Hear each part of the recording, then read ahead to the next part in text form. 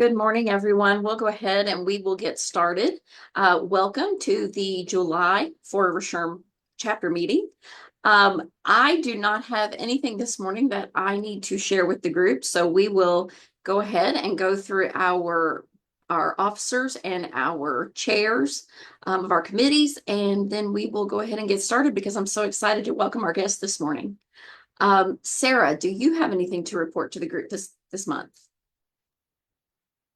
No report. We will have Justin Grooms next month. Excited about that speaker as well. And that also is a West Coast speaker. So it'll be a little later in the day. Marianne has just sent out some information about that. That's all I have. Great, thank you. And to clarify, we did not have a board meeting this month because we did not have a quorum present last Tuesday. So we have not really conducted any chapter business this month officially. So, Alan, or are you on here? I don't see Alan. Okay, we will go ahead and move. Is Rachel? Rachel, do you have a report for the group today? I am here. We will have our next in-person meeting in September. Date to be announced soon, so just keep your eyes out for that. And hopefully we'll have some fun, exciting stuff for that as well. Wonderful. Thank you. I would encourage everybody to attend that. Rachel does such a phenomenal job heading up that committee who plans our in-person events. And so I have zero doubt this one will be wonderful as well. Catherine, do you have anything to report for the group? The only thing that I have to report is for those of you that are attending the Kentucky SHRM Conference, we are going to have a meetup on the second night of the conference during the Lex Live event that starts at 5:30. We're going to have a table identified for our Four Rivers SHRM friends, just so that we can have some in-person conversation, maybe talk about what sessions we've enjoyed, and maybe just not talk about HR at all and just get to know one another a little bit. So for those of you that are attending late August, just know that we will be at the Lex Live event, and we would love for you to join us so that we can have take a large conference down to a little bit of a smaller scale and just have our West Kentucky friends. Thank you. If you have not been to Kentucky SHRM, and this is your first year, last year was my first year, and I really enjoyed the opportunity to get to know some people who are in our group who I'd not spent just casual time with, interacting and learning more about them. Cannot encourage you enough to attend those events because that is where your network builds and you really get to know and enjoy people. Strongly encourage that. Ray, do you have anything to share with the group? Good morning. I am happy to announce that we did have one person join our Four Rivers SHRM chapter during the new summer blast for membership. Other than that, just looking forward to Kentucky SHRM and spending time with you all. And hopefully you're listening to all the announcements and we'll see you there. Wonderful. Ray, I'm not going to put you on the spot, and if you don't know, that's okay. But do you know what our total number of members is for this year? I do not. It's I do not. I will get that together and I will email that out to the group so fine. that we're all on the I same thought you page. might. It's okay. No worries. Paige, are you on here? I don't see Paige. I'm here. Oh, hi, Paige. Just no video today. Um, yeah, so I'm still working with Sarah on everything for Justin. I had a call with him a couple weeks ago because I've been in and out with vacation and basketball stuff, but he's really excited. And so I need to check back in with him, and we're going to get all of the information needed for the credits and all of that going. But the exciting part is that he will be able to stay after for our after chat. And so, yeah, I hope people are ready with questions, and we'll provide some to kind of keep the conversation going as well. But I'm excited to have him and to learn from him. So, and this will be my first time going to the Kentucky State Conference, so I'm really excited. Oh, good. I think you'll enjoy it. I was surprised last year at how robust the offerings were. So, Yes, yeah, I signed up for my classes. I was excited. um, okay. Is Deb on here?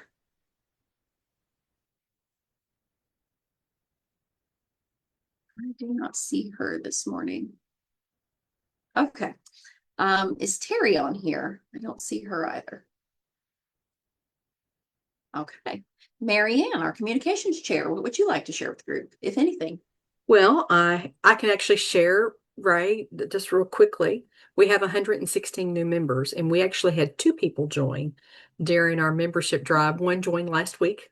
Uh, I was in and out, so I may not have emailed you about that, and I apologize for that. We have 116, so that is a record for us. Wonderful. We're very excited to have all these new members, and we're just thrilled to have them with us. I just want to make sure that everyone is getting your communications. We have a weekly newsletter that goes out on Friday at 8:10 a.m. Should hit your email box. It is from a constant contact account. So it should be from Four Rivers Sherm chapter at gmail.com. Other things that come to fruition, I email them. I know I send a lot of emails. I have a lot of information for you guys between my volunteerism with Sherm and also with the West Kentucky Workforce Board. I do want to make sure that you all are aware that Risk Strategies has invited us to participate and help sponsor a free HR conference that's happening on August the 6th. It will be at Walker Hall in downtown Paducah. We're doing a slow drip on our speaker announcements this week. We announced yesterday that Steve Heisner, who's the vice president at Dippin' Dots, will be with us. We have two folks from Paducah who actually work for Amazon across the country who will be with us. And all those announcements will be on our LinkedIn and Facebook pages. So if you aren't getting emails, if you aren't getting updates on a regular basis, please just reach out. Most of you probably have my email address, but if you don't, just ask in the chat and I'll be happy to drop it in there for you. Wonderful. Thank you. Appreciate that information. With that, Sarah, I'm going to turn it over to you so you can introduce our speaker. Thank you, Melissa. It's my pleasure to introduce Dr. Michael Montoya, founder and principal consultant of Montoya Consulting. Michael has over 15 years, I think more than that, of experience in organizational change, leadership development, and equity-centered strategies. He's known for helping teams navigate complex challenges with clarity and compassion, and I've seen firsthand how his approach inspires lasting transformation. Please join me in welcoming Dr. Montoya. I see Michael, there he is. You're on mute, though. Good morning. It's still morning. Some of you may be on East Coast. It might be afternoon at that point. Thank you so much, Sarah, for those kind words. And I am really delighted to have a conversation with you all today. We'll go for 20-ish minutes. I'm not going to watch the clock too much, and then maybe we'll have some time for questions and further discussion. One of the things that I was thinking about is what I want to talk about today, which is about how do you collaborate? How do you relate? How do you work with people who are very different from you? And I don't think there is a profession more important and more central to this topic than human resources.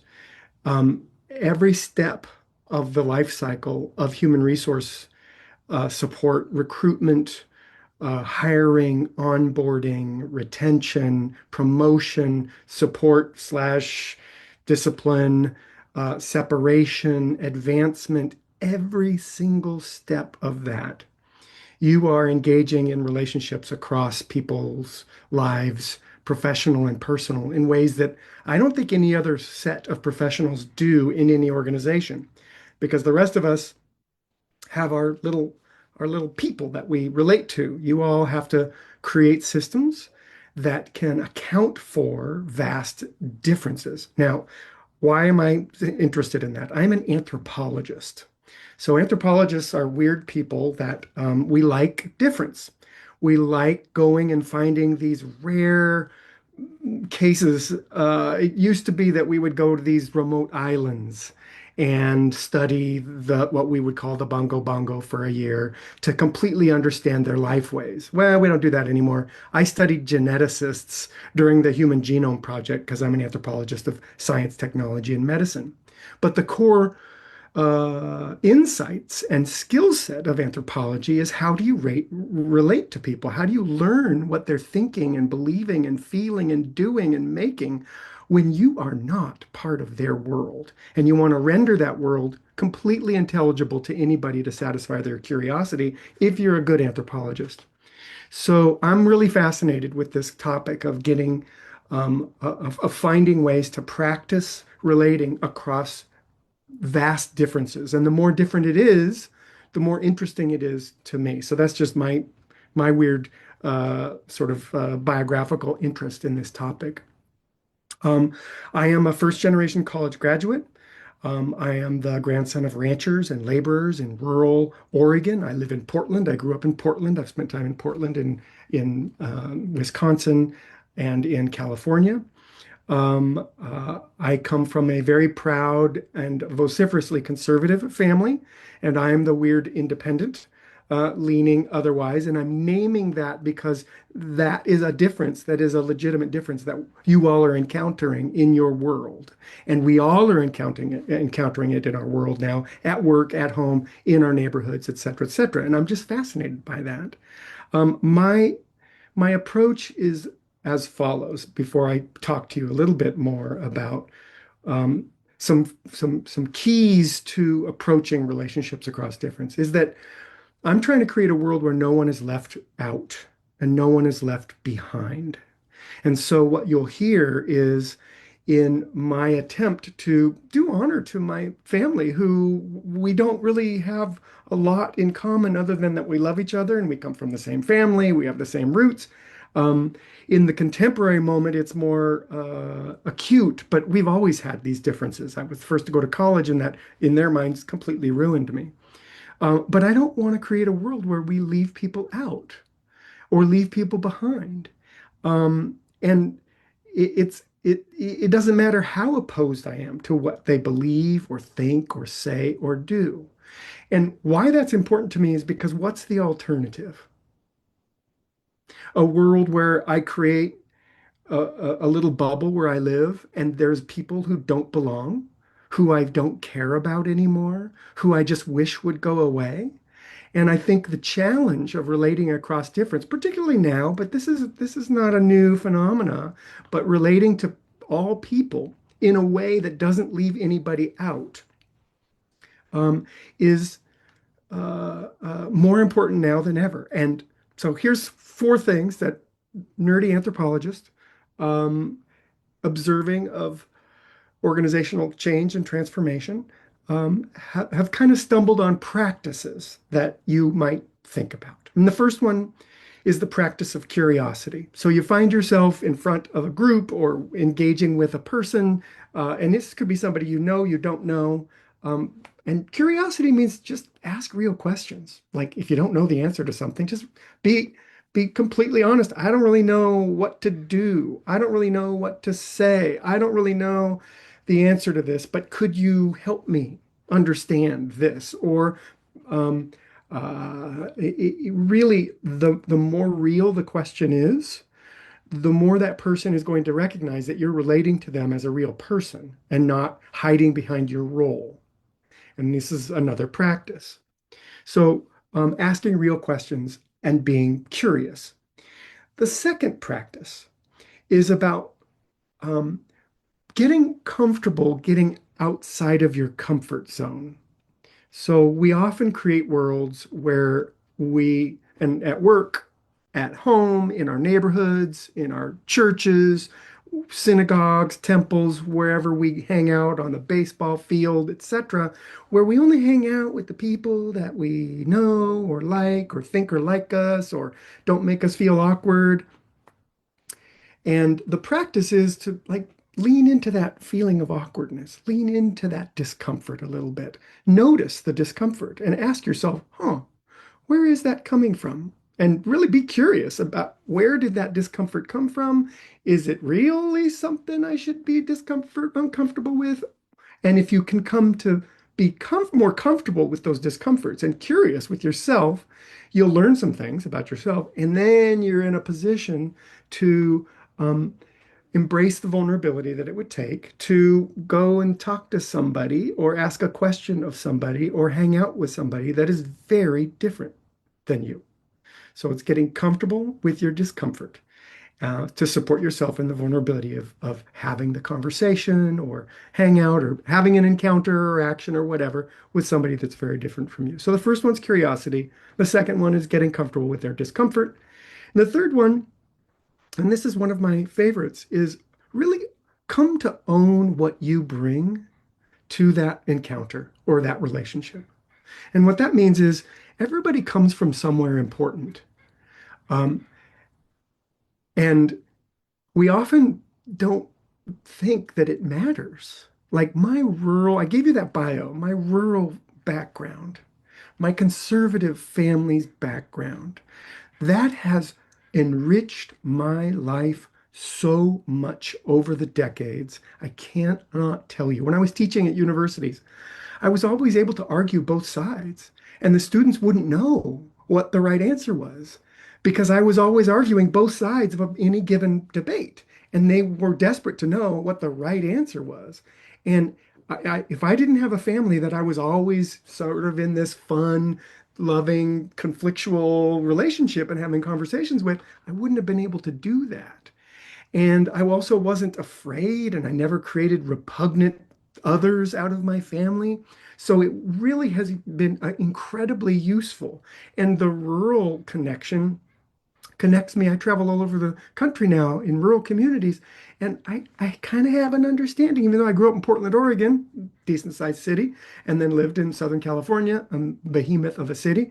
Um, there's something unique about rural communities, and I appreciate that, and I welcome the opportunities that I've had to understand the challenges of living in a rural community and the prejudices that people impose upon rural communities, and also the prejudice rural communities impose upon urban areas as well. But that kind of owning what you've learned in your life from your people is way important. And we don't recognize just how important that is. And we think it's the PhD that I have, or the fancy schools I've gone to, or the career accolades, or whatever else. Yeah, okay. But way more important are these other pieces of my biography that have enabled me to grab and learn and dwell and grow as a person. And when we bring those to our encounters, it changes the relationship in a more substantive way. And really taking the time to ask your elders, tell me if you don't already know, ask them, tell me about your grandparents. Because now you're going back 100 years. Did your grandparents ever talk about their grandparents? Now you're going back 150 years. And the more you understand how it was in the history of your community and this nation and the world that brought you to this moment to have the relationship or the encounter or to do that work or collaborative effort with that person who may seem very different from you, the more you'll be bringing that is authentic and true and grounded and anchored. And humans are incredibly smart and sensitive. We can tell when you're nervous, when you're like awkward and nervous with us. You all know that feeling when someone's awkward and nervous with you.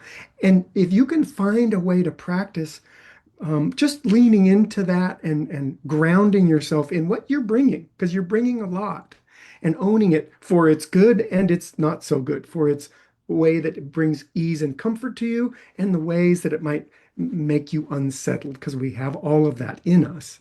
It'll deepen and enrich the quality of that particular moment, but also every interaction you have with everybody, but a person who's very different from you as well. And someone very wise once told me, we don't need you to be perfect. We don't need you to have all our answers. We don't need you to rescue us. We need you to be real. And we need to really own what you bring so that we can work together, because you're already owning what you bring and we've got something to bring too. And the more you see what you're bringing into the relationship or that initiative or that collaborative effort or that committee or that that task, the more you will realize that the other person has a wealth of experience and a history, and who their people are brings amazing things. So that's the sort of the magic sauce of collaboration there as well. And this leads to the last practice. And these are all practices, right? You don't like suddenly check a box and now I got all these things. I'm not suddenly the most curious person in the world. I'm not suddenly the most vulnerable and courageous. I'm not suddenly able to sort of really understand who my people are and what we do. This is a lifelong set of practices. And it's not just good for work relationships, it's good for any relationship. Um, the last one is when you're engaging and having a relationship, a conversation, socializing, work, difficult work relationship or difficult work task, or on a committee, or have to do something with someone that is very different from you or that you think is very different from you. Try not to think of them for their differences. Try not to think of them as if there is no differences, but try to think of them for the whole person that you are. So we all bring to our relationships our history, our background, our parents' background, our grandparents, great grandparents, our national background, our skills, but also our difficulties, our fears. We have bodies that we live in. We look a particular way. We've been taught prejudices and we've been unlearning some of them. We've been conditioned by our culture and our society and the moment in history that we're at. And we have hobbies and love lives and families, and we enjoy gardens and flowers and hiking, and the list goes on and on and on. And we have experiences that are really important and expertise that can actually enhance whatever task we're trying to accomplish. Some of which is, because of our training or our work experience, but some of it is because of what we bring. So when you're in a relationship, a collaborative relationship, or a social relationship, or a casual, professional, doesn't matter. Just remember that everybody brings into it the depth of their complex history as well. And they're not their problem. They're not the problem, even that they are talking to you about in the moment. So you're in a disciplinary meeting, you're doing this investigation, it's all complicated, the attorneys are et cetera, and whatever. I'm just using an example from HR, and you're thinking about the person in a very particular way, and they're thinking about you in a particular way, and you're guarded behind your roles. Your interview will go much better. You'll feel better about it. They'll feel better about it if you practice this, what I call whole person thinking. You're just remembering that they're a complete person and they come into that moment with the whole how their day went. We usually just think they've had a bad day. Well, they could have had a bad life.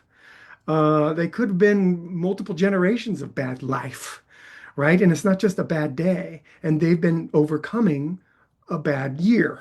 You just don't know what's going on in people's lives. And you could also be having a bad day, bad week, bad year, bad life, meaning a life with a series of unrelenting hardship. Some of your own making, some of the ancestral making, some of the moment, the place you were born, any number of things. But just that complexification, the practice of encountering others with the full appreciation that we're all in this, with the similar depth and richness, history, will transform your ability to have effective and more comfortable, impactful relationships at work or not at work. So I'm trying to think. I think that is those 4 practices to repeat. Curiosity. It's just asking the good, real questions. You don't have answers for them. They're just, I don't really know, but what do you think? Vulnerability and getting comfort with discomfort. Just notice that. Where's that coming from? The third one, own what you bring. Really think about it and own it because it's important. It's important to me. It's important to all of us.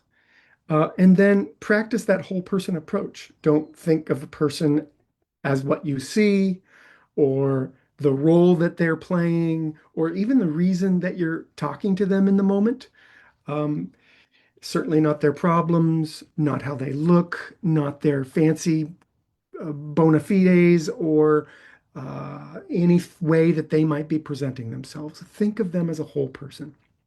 Those four practices will help you at work. It'll help you certainly as HR professionals. It will help you at home. It'll help you with your kids. It'll help you with your neighbors. I'll just stop there and open it up for conversation.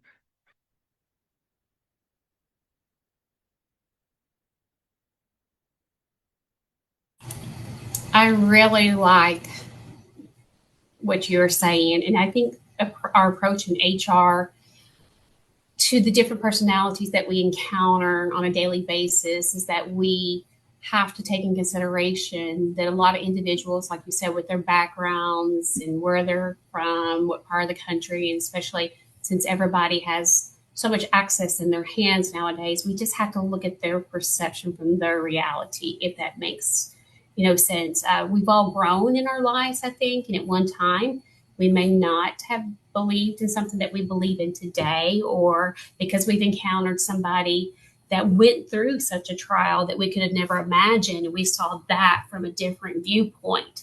And I think those are the key things that we take away as HR professionals is the different personalities in there, and that is what we have to take away in treating everyone equally, as you said. Everyone deserves a voice to be heard, whether we agree with it or not.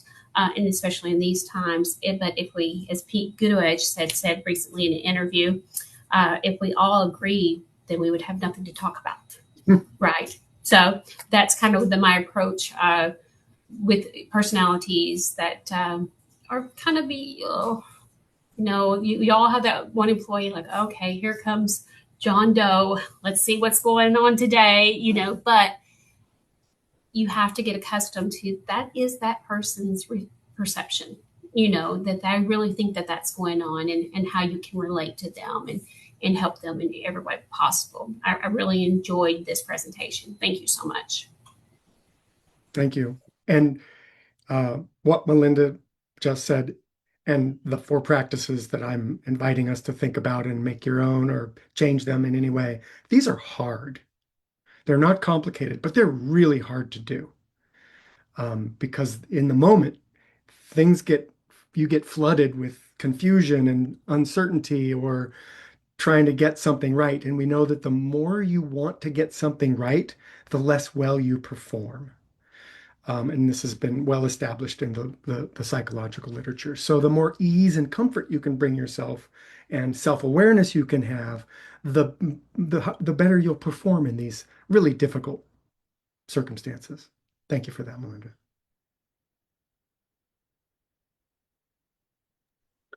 I also really enjoyed your talk, and it kind of made me think of an experience that I had once. So back when Words with Friends was, kind of launching and everyone was trying to connect with everyone, I had a friend reach out to me who wanted to play Words with Friends, and I was not doing very well. And I sent her a message and I went, your dad was a college president. My dad was a coal miner. I think we had different conversations at the dinner table. I'm happy to play with you, but just know this is going to be a struggle for me. So, and we ended up doing fine. Everything was fine and wonderful, but she really had a different experience than what I did growing up because I too was a first generation college student. So I think it's important to understand and be aware, and I love the idea of knowing what you bring to the effort to every conversation you have. So that's great points. Thank you so much. Thank you. I wanted to share. Oh, go ahead, Catherine. I wanted to share something that made an impact on me. This was from I was doing some background checks, and this was someone at WKCTC. And I know Jason's on here. I don't think it was Jason. I think it was someone else. He might know who this was. But I was leaving a message, one of his parting statements on his voicemail was, "Have the best day available to you." And I wrote it down and put it on a sticky because I'm like, that is powerful, knowing that not everybody's going to be able to have a great day or have a good day or enjoy their afternoon or whatever. It was, have the best day that's available to you with what you've got going on and with the struggles that you're having or with the joys that you're having. Make the most of what you have. And I've started using that on a regular basis, just in conversations and saying goodbye, because I thought that truly reflects what I mean, in not just a flippant see you later, that kind of thing, but really and truly, I want you to have the best of what you can have with where you are today. It's a great point. I had a question. Everyone does have a right to their opinion. That is accurate. However, there are instances when those opinions can be hurtful or offensive, especially in the workplace. And sometimes we get into those situations. I am curious how you suggest that we respond or how we approach those situations. I mean, there's a uh, it, it's hard to talk generally about the situation, um, but uh,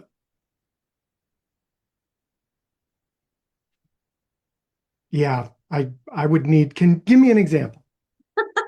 Well, let's, for example, say that someone holds, and I'm going to just holds a strongly held, has a strongly held belief about how women should behave, generally speaking. And we are in the workplace where there are obviously women, and they start to voice this opinion that women shouldn't work, women shouldn't do whatever.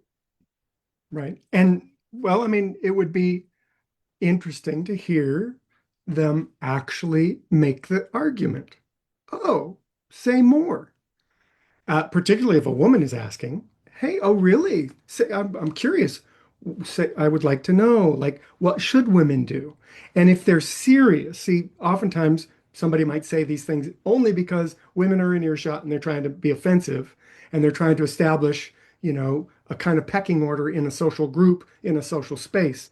But if they're kind of clueless and they don't really know and they're talking to somebody and they're complaining about how my wife is, and she really shouldn't, and I'm not, just ask them to say more. But if they're talking to you and they're actually trying to make a point about how you shouldn't be here, then it's just a direct curiosity and say, help me understand, like say more. Why shouldn't women work, and what should women do? And just get them to narrate the fullness of that belief. And then at least it's out. And as long as you are calm and you're asking the question, you're not trying to correct, you're just getting them to say it out loud. It can be a very powerful tool to have them go, "Oh, right. That is kind of, unless they're really proud of their prejudice." And there are people like that, and they just, "Oh, sure. Well, here I go." And then they're going to do their little thing. But then after they're done with their speech, then you say, "So where did you learn that? And have you seen how this plays out? Do you know anybody like that?" And really, you're just trying to get inside their world. And soon they'll get uncomfortable because they know this is kind of uncomfortable speak. But just be curious. That's one way to do it. If you want to interrupt somebody, that's a different set. Then you have to assess your ability to interrupt, your ability to be safe when you're interrupting somebody, if you're just going to interrupt, or if you're going to interrupt and deflect, or if you're trying to de-escalate or interrupt and protect somebody. If somebody's, those are different scenarios versus a lunchroom bravado, somebody spewing a prejudicial statement for all to hear. Thank you. Yeah. Well, Melissa, I'm curious now. We're going to have to stick around after this meeting, get some tea from you. If someone said that to you. I assure you, anyone who said that to me would have always regretted it my entire life. Exactly right.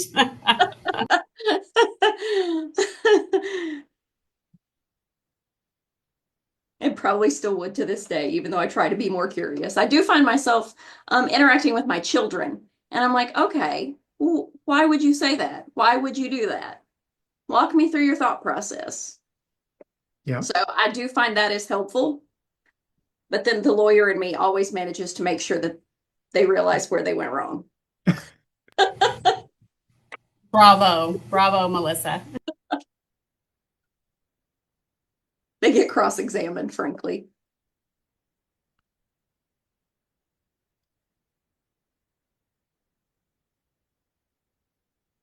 Other questions?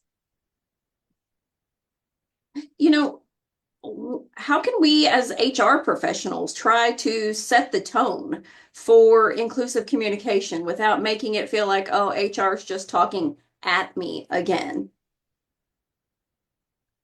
Yeah, well, community organizers have a saying, you never go into a meeting without knowing what's going to happen in the meeting. And so, um, preparing in advance when you're going to give a talk, a training, or where you know there's going to be one of these situations, have some people there ready to ask a particular question, to engage in a dialogue, and kind of know where you want to take the group in the moment. Uh, and people may or may not appreciate what you're doing, but they will come away from it going, oh, that was interesting. I learned something there.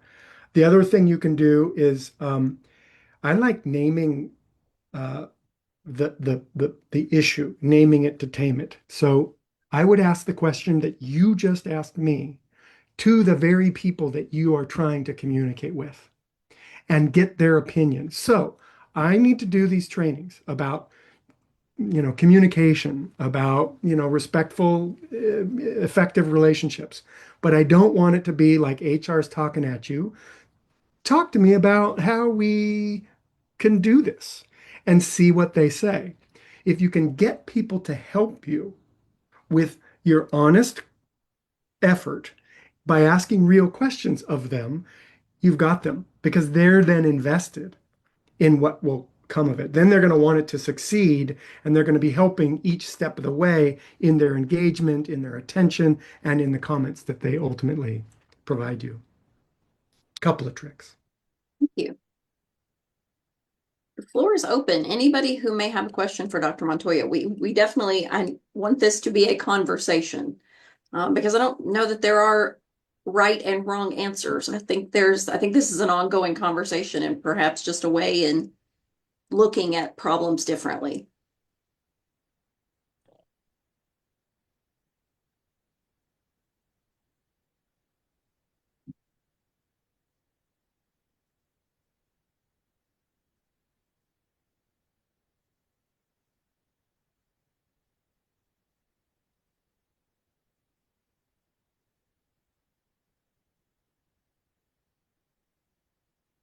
Uh, Can anyone hear me? Yes. Hello, everyone. I just want to piggyback off of Dr. Montoya as far as everyone getting on the same page. As far as, like he said, if you address the issue, um, I've always found out in my ventures and dealing with people inside of work and outside of work that um, the approach. I think the approach and how you approach yourself in that situation or topic, um, and like he said, how far you want to take it. Um, I think that's very important. I found myself in a million different situations to where it could have went wrong, but it's the way I approached it. I think every conversation has to come with a positive approach and a positive conversation. My cup's always full, guys. I'm one of them guys that if it's negative, I'm trying to figure out how to make it right immediately. And that's just how my life is with work and outside of work.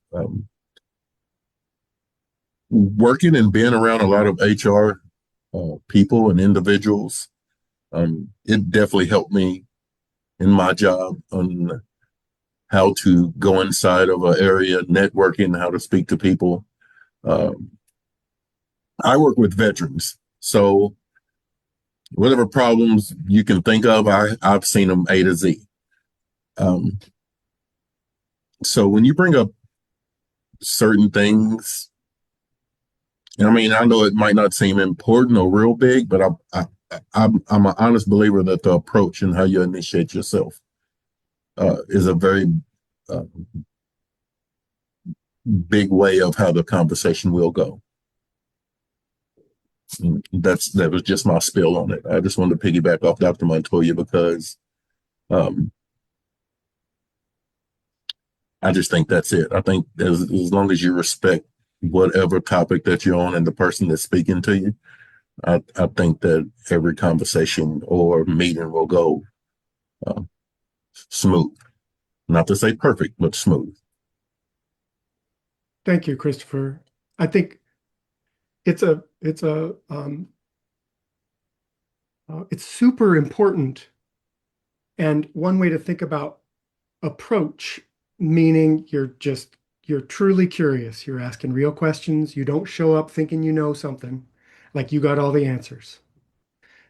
We all know people like that. You know, that doesn't make for a good approach, right? Likewise, somebody that stays so guarded in their comfort zone, they you can tell they don't really care about you, they don't really want to know you, they're not interested, they don't want to lean outside of their worldview. We can feel that too. That's not a good approach either, right? Right. So that kind of vulnerability, that being okay with that discomfort. Likewise, somebody who the opposite of knowing what they bring into it, they're like bragging about what they bring into the relationship. Like, I know so much and I'm so important. Those people are like, we don't really want to be part of that. I mean, some people do, some people like that, but most of us, particularly if we want to have effective, real relationships with somebody or a conversation with somebody, you don't want to come in there guns a-blazing, showing how important you think you are, but owning that you come with it as a whole person, that has a feel to it. That feels different. You can feel when somebody brings that into a conversation. It's like, this is who I am. I'm just here with you.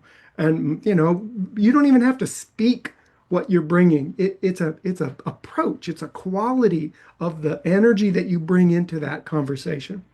And then that whole person thing, you know, we've all been treated like the one thing. I used to taught in the medical school, and the big thing I was teaching the med students was don't treat your patients like sick people. Treat them like people. Doctors are notorious for treating you like a sick person and only going through the little steps to make you think they're treating you like a person, but they're just trying to check their box. Totally different when you have a physician or a healthcare practitioner who actually is a real person and treats you like a real person. And we can feel it. We are sensitive creatures, we humans. And so that is, in terms of approach, Christopher, exactly the kind of practices that will help in these difficult situations. And even in not so difficult situations. It's the kind of world I'm trying to create. I'm with you. Other questions?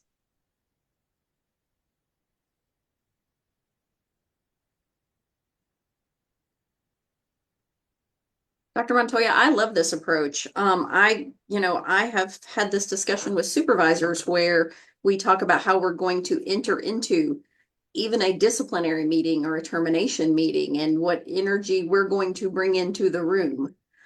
Because I feel like as HR, and anybody can feel free to disagree with me if you'd like, I feel like we need to be the calm in the room.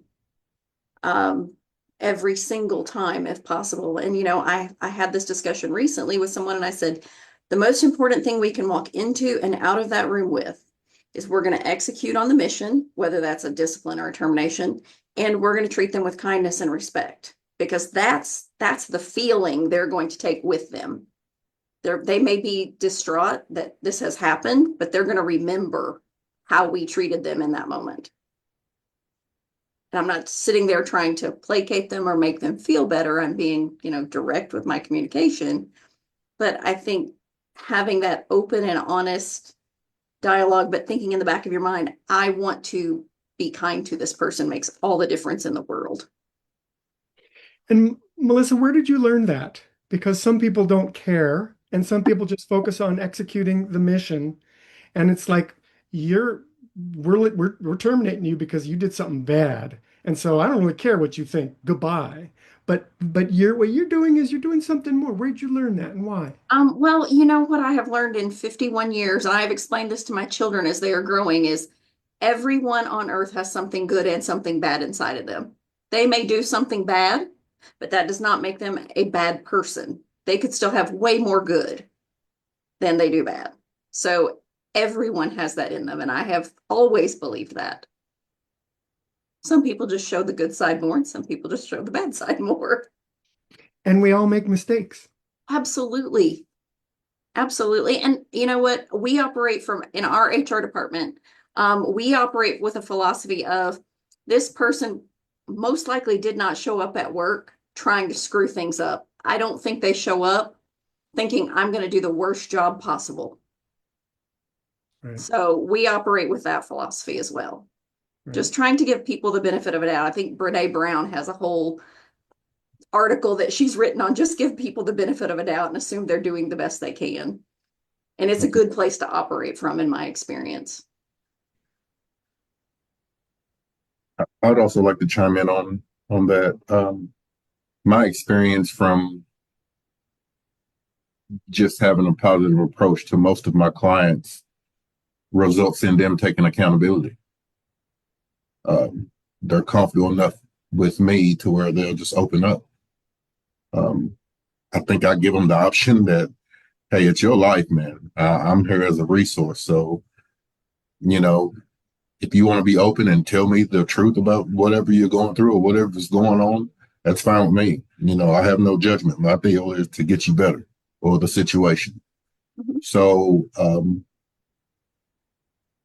I think just opening the book. And yeah, I've been on the negative side of it to where it's been not pleasant, but 99% of the time, man, this just comes from my father.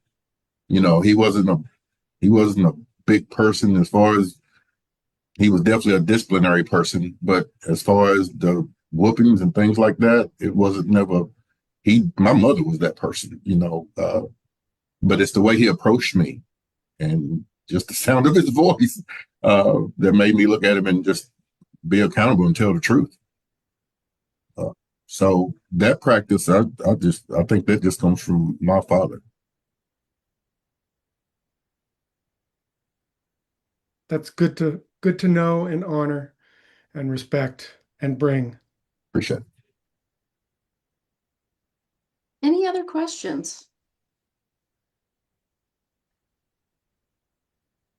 Well, while you're thinking, I'll just take another opportunity to thank you all for the work that you do, because in more ways than most people ever realize, HR professionals are some of the most important glue in our society, in our workplaces, in our institutions and our organizations. And the work that you do is harder than most people could possibly fathom. And yet that's why it's so important. And you're a self-selected group, and I'm honored to have spent this time with you and want to thank you for creating the worlds of respect and kindness and collaboration across difference that I know you're all trying to do. Dr. Montoya, thank you so much for your time today. These are some great takeaways, I think, for our group, and just the kind of guidance that we need. So thank you for that. Thank you for your time. We appreciate it. Sure. With that, there are just a couple of things that we need to talk about. First, our August meeting will be held on August 19th. Rather than August 26th because of Kentucky SHRM. And once again, that meeting will be held at 11 a.m. So it'll be a little bit different for August as well. Beyond that, I don't think I have any announcements, so I'm going to turn it over to Mary Ann. So we have a new evaluation tool that we are unveiling with this meeting. We are asking you to scan the QR code and enter the code July 2025. Let us know how you feel about the virtual meeting as a whole. We are measuring our ability to provide you relevant, important information.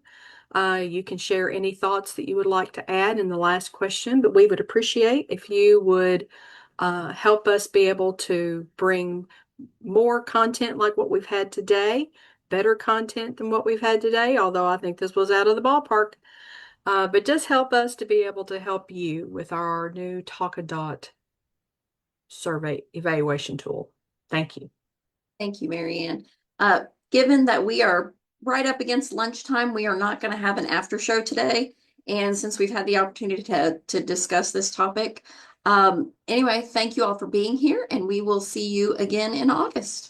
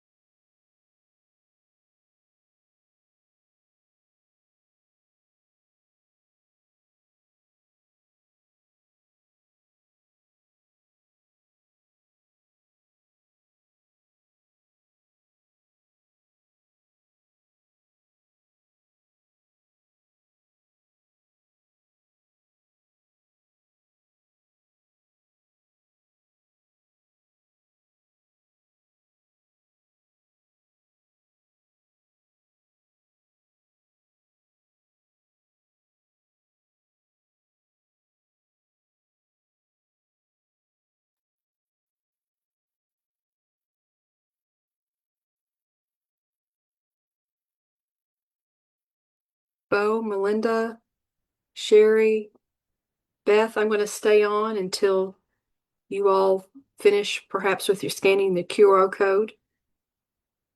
But once you leave, then I will close the meeting.